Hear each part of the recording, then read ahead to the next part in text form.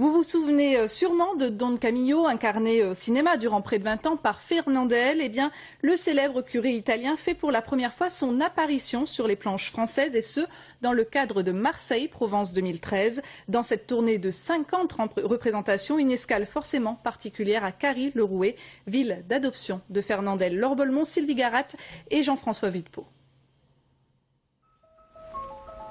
Il partait à la pêche, s'offrait des parties de pétanque et de cartes entre amis. Fernandel était tombé amoureux de ce petit port de la Côte Bleue. C'est à Carry qu'il avait bâti la maison familiale et aujourd'hui son âme plane toujours sur le village.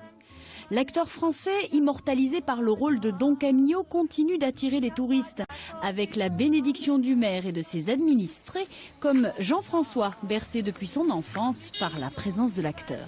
Les gens de Carry étaient habitués à le côtoyer, à le voir, donc c'était un habitant comme les autres, un citoyen comme les autres. Par contre, les touristes, ils étaient contents de voir Fernandel. Ils venaient souvent à Carry-le-Rouet pour voir Fernandel. Don Camillo et Pépone reviennent. Ils reviennent avec vous dans ce petit pays où ils furent les héros de tant d'aventures et d'exploits fameux. J'espère vous revoir bientôt, monseigneur. Moi de même, monsieur le sénateur, tous mes vœux de bon séjour. Don Camillo est bel et bien de retour, incarné cette fois par un autre comédien. Gilles Gossy porte la soutane au théâtre depuis 1 an. Mais ici à Carry, mère patrie de Fernandel, on comprend que le costume est un peu lourd à porter. Tous les gens me parlent de Fernandel, c'est systématique. Et ce soir, je crois qu'il y a 700 ou 800 personnes. Ils attendent tous Fernandel, c'est ça le problème.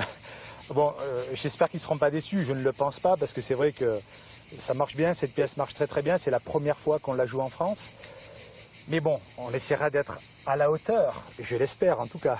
Fernandel indissociable de Don Camillo, direz-vous, Gilles Gossy a donc décidé d'aller au bout du rôle, jusqu'à visiter ce qui était autrefois la maison de l'acteur, un petit coin de paradis où Don Camillo se reposait en paix entre 2 tournages. Il y a une photo de Fernandel avec Rému là qu'on retrouve dans les archives. La séance photo terminée, c'est l'heure de se mettre dans la peau du personnage. 33 boutons, l'âge du Christ. Oh, alors, comment on va l'appeler ce petit là?